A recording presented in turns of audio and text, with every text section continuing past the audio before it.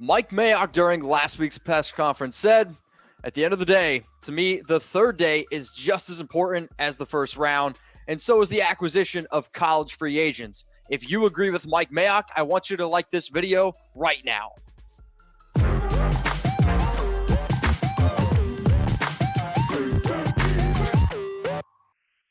Raider Nation, what's going on? You're watching the Raiders Report. Y'all wanted me to make a video on some 2020 NFL draft sleepers. We're trying to find that next Maxx Crosby. Maybe one of these 16 players will be him. Let's get into it. We got the quarterback position up here first. My favorite quarterback sleeper in this year's draft, it is Anthony Gordon. Dude put up ridiculous numbers at Washington State. Heck, 48 touchdowns, over 5,000 yards. He does struggle versus pressure, but has some quality tools. We know that we have Marcus Mariota. We know that we have Derek Carr.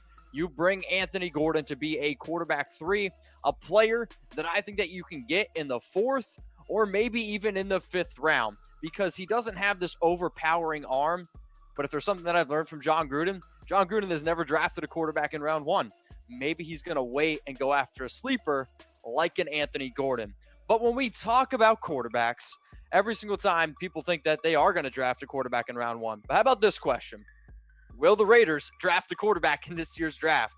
I want you to type Y for yes, or I want you to give me an N for no. If you're going to type your Y for yes, let me know which quarterback you think they go out and get. Let's now go to the running back position, and I'm going to give a name that I haven't talked about at all here on the Raiders Report. It's Joshua Kelly, and even though he didn't produce the way he did in 2018, he still tested very well at the Combine. And if you're looking for a running back that is actually a little bit thicker, a guy who you can get on day 3 at 5'11", 219 pounds, this UCLA running back is somebody that I think could be on the Raiders' radar. Let's say you miss out on Cam Akers. Let's say you miss out on this next running back here on my list. Let's go to him from Boston College. It's A.J. Dillon, a player that I've talked about multiple times, and I think the most likely running back to be in silver and black that is entering this year's draft. Why? The Raiders want a bruiser. And if you want a tough dude that's going to be able to keep Josh Jacobs healthy throughout the long entirety of the season, I think Dillon's your guy. Now, he's going to be the running back 3, but at 250 pounds, imagine having to deal with Josh Jacobs the entire game. And then, oh yeah, bringing in A.J. Dillon, fresh legs, who, look at those numbers. I understand it was at Boston College, but they were looking like some really nice numbers there. So I talked about quarterbacks, talked about some running backs. We are going to dive in to some other prospects here in just a second. But before I dive into some more names, how about this? If you're watching this video on YouTube, you might get with an ad break. While the ad is playing, I want you to scroll on down, and I want you to name a sleeper that the Raiders should target in the 2020 NFL Draft. Let's go to the wide receiver position. I got Isaiah Coulter, and if you've never heard of this player, you're about to hear his name quite often. He ran a 4.45 at the NFL Combine, and the dude can just separate from defensive backs. A little bit of a one-year wonder, and I get it when people are afraid of players from Rhode Island. If you want like an interesting comp, I think you could look at a player like a Miles Austin, who kind of came out of nowhere and really made himself a solid name in the NFL. Coulter has speed. Coulter has a lot of talent. And I think you could go out and get this guy on day 3, to be honest with you, because the NFL draft class is so deep at the wide receiver position. Coulter's going to slide, and I'd be really stoked if he ended up in some silver and black. Let's go to another wide receiver here. It's Joe Reed. However, I don't think I would use Joe Reed as your typical wide receiver. What I really think Reed's ability is at the NFL, you can see it there.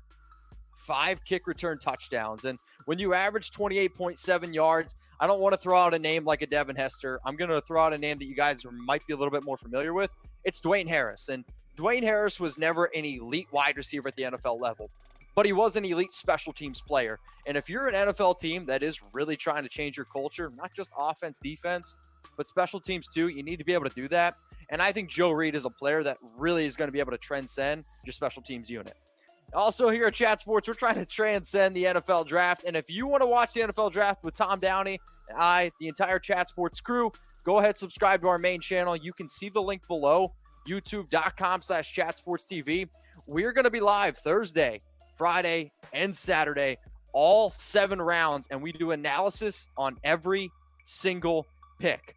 We're also going to have the draft picks before you see them on television. There's literally no reason why you shouldn't join us for our coverage. We're also the number one most watched last year. We're going to have a lot of fun. Again, subscribe, youtube.com/ChatSportsTV.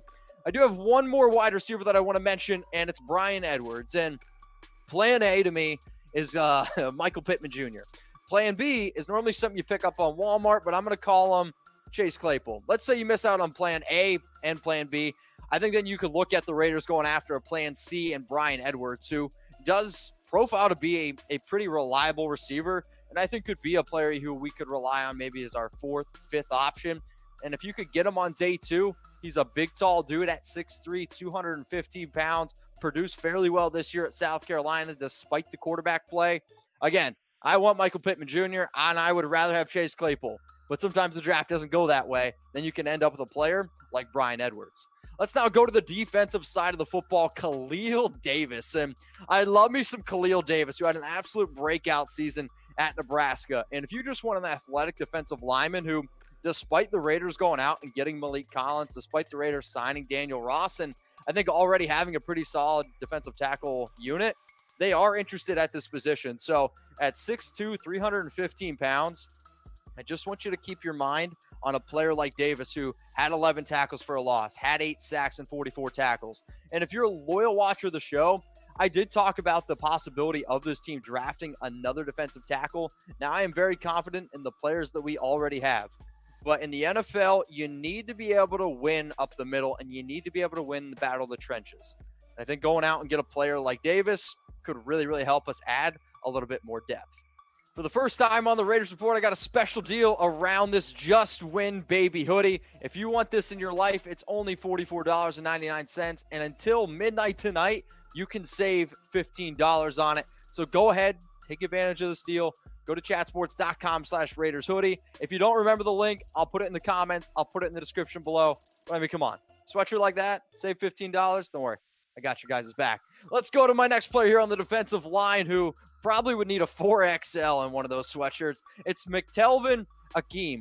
And he a 5-star recruit who never quite lived up to the expectations. And I think this is the type of player that teams could talk themselves into. And what do I mean by that? When you have a player like Mike Mayock, when you have a coach and GM like Mayock and Gruden, I truly believe that they think, and most NFL coaches think, that they can get the best out of any player. With Agam, I just think he's one of these guys who does have an extremely, extremely high ceiling. But again, if we're looking for players who are maybe a little bit more developed, maybe Agam isn't quite the guy. But if you want players who have upside, McTelvin, he's going to be one of those dudes. So defensive tackle has been a position that I've seen talked about on Instagram, on Twitter, all over the whole Raiders draft stratosphere. And I'm not quite sure if we're going to draft one. So if you think that we will, type D for draft. If you think that the Raiders are going to pass on the position, I want you to type P for pass. We're sticking here at the defensive line where I got Derek Tuska. And for those of you that watch Division II football, maybe you've heard of him, but he absolutely dominated at the FCS level and tested very, very well at the NFL Combine. And if you want an interesting comp to him, he does remind me a little bit of a Maxx Crosby. And I know you're going to hear that probably very, very often when you hear Derek or any player that's going to be late in this year's draft. But we are looking for a player who can turn out to be a Crosby. If you want a guy who's just absolutely relentless, Tuska's your guy. Let's stick here at the edge position. Another player who does kind of remind me of Crosby in terms of length. So I want you to think about this, okay? Travis Gibson out of Tulsa, his arm length is 33 inches and 7/8. Okay, that's actually an entire inch longer than Crosby. The reason why we call Crosby the Condor is because of that ridiculous wingspan. Gibson at 6'4" actually has a larger wingspan than a player like Crosby. Now I already think that we're pretty locked in at the edge position with Cleveland, with now Carl Nassib, with Max obviously. But adding depth at the edge position never really hurts, especially for a team who is trying to improve its sack totals. I do think that we're getting a lot better. I know that we have Rod Marinelli, who, by the way, doesn't love himself some defensive line play. Let's go to the linebacker position, which is a major need for this team. And Khaliki Hudson is just one of these guys who his best year came in 2017 and kind of has regressed since. the reason why I think that he would be an absolute great fit with our defense personally is because he's versatile.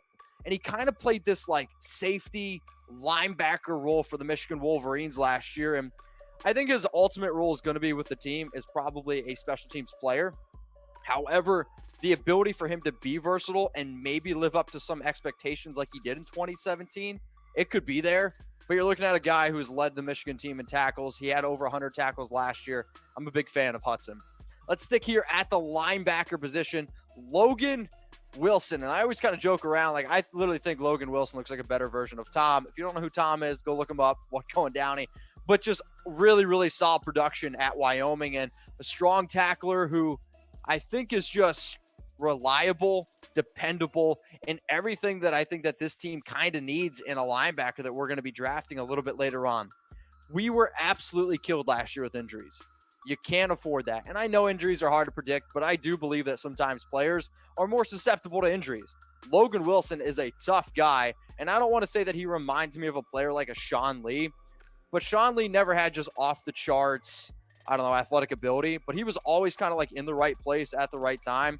And that's what Logan Wilson reminds me of. Now, y'all know that I love Nick Kwiatkowski. Y'all know that I love Corey Littleton. We did just bring back Nicholas Morrow. I like Markel Lee, but we still need to add depth at the linebacker position despite addressing it in free agency. Now, Littleton, Kwiatkowski, they'll be the main guys, probably wearing some green dots as well. But if we can go out and get a Logan Wilson, go out and get a Khaliki Hudson, I think it just adds a little bit depth that you're definitely looking for on day 2 and day 3. So will the Raiders draft a linebacker? I want you to type L yes, or I want you to type L no. If you can't really think of what that's supposed to mean, feel bad for y'all. You guys know I like to have some fun here once in a while. So will the Raiders draft a linebacker? L yes or L no?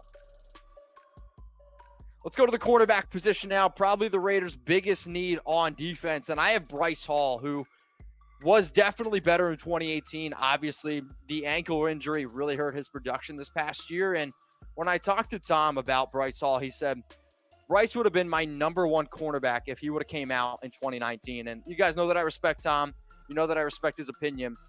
And even though Hall is dealing with this ankle injury that does scare me a little bit, but his draft stock is going to continue to drop because of the whole Big C situation. And if team doctors can't go out and check him and clear him, it is going to hurt his stock. However, if you're telling me right now, I could get a player who would have been an easily first-round pick on day 2, on day 3, and he's falling because, yes, I get it, the ankle injury scares some teams. And, yes, I get that our doctors can't check him out. But if you really want to become a Super Bowl contender, if Bryce Hall does live up and can recover from that ankle injury, these are the kind of picks that really help you live up and be a Super Bowl caliber team. Let's go to a player that I talked about last week on the Raiders Report, Amik Robertson. And he's definitely undersized, and he's going to probably have to play in the nickel, which does limit his ability. But unbelievable ball skills, and the production is there. You're looking at a player that had 34 pass breakups over his 3-year career at Louisiana Tech. And I get it. Once in a while, you're going to be afraid to take a player who is a little bit undersized from a smaller school. But Amik Robertson can play. And that's just the bottom line. And if you guys don't believe me, go watch his tape. He had 5 interceptions last year. He's had 14 over the last 3 years. If I want a solid nickel corner who I think can hang with maybe some of these quicker, shifty receivers, I'm going to go out and target Robinson in day 2, day 3. Let's go to an XFL player, Kenny Robinson. And this is a fun story, okay? Actually, I shouldn't say fun story. So he left West Virginia because he said he was just trying to get some extra help on some tests. Sorry, Kenny, I'm not going to quite buy it. So he played in the XFL this past year, but he's undoubtedly talented. I mean, you can't argue that. And for him, he is more of a free safety, and I love me some Demarius Randall. I love Jonathan Abram, and I think Jeff Heath and Eric Harris are solid special teamers / depth. But Kenny Robinson to me is a player who could be solid depth behind Demarius Randall. And when you look at his potential, when you look at the athletic tools, they're there. He showed him at West Virginia for a little bit of time, and he showed him in the XFL. Sometimes you just got to get a little bit nasty, and sometimes you just got to go out and get a player who maybe didn't make the best decisions when he was younger, but hopefully, if you put him under the right guy, right coaching staff, he can live up to expectations. Let's go to another safety here. I got Geno Stone, and instincts, they're just off the charts. And I think when you want to talk about athletic ability, it might not all be there for Stone. And I've seen a lot of people be very, very mixed on Geno. Like, if you watch his tape, the instincts are just something that you can't teach. For me, I think he's a day 2 prospect. I've seen some people say that they wouldn't be surprised if he goes like late 6, 7. The reason why it's so split is because didn't test that well at the combine, but he is a player where when a play happens, he's just at the right spot at the right time. And a lot of times you can't explain why. I just think he has the instincts. And I think he could be actually a really solid leader on this team. So don't be surprised if Geno Stone is a player that ends up wearing some silver and black. Now, if you made it this far in the video, that probably means that you like the show. What I want you to do, if you haven't subscribed yet, is please do. Click that big red button. And if you are a subscriber, I want to try to hit 44K subscribers by tomorrow. It is a little bit of a hard thing to do, but if you guys could help me out, take the link below, youtube.com/Raiders Report, and send it to as many Raider fans as you possibly can. Raider Nation, what's going on? Is this the #1 Raiders channel on YouTube? For Chucky Heads, believe it, baby. And if you haven't already, subscribe right here. I'm giving you Chucky Heads, news, rumors, Raider Nation rumors. And look at this, I'm making your life easier. Check out my next video. Thanks for watching, and go Raiders.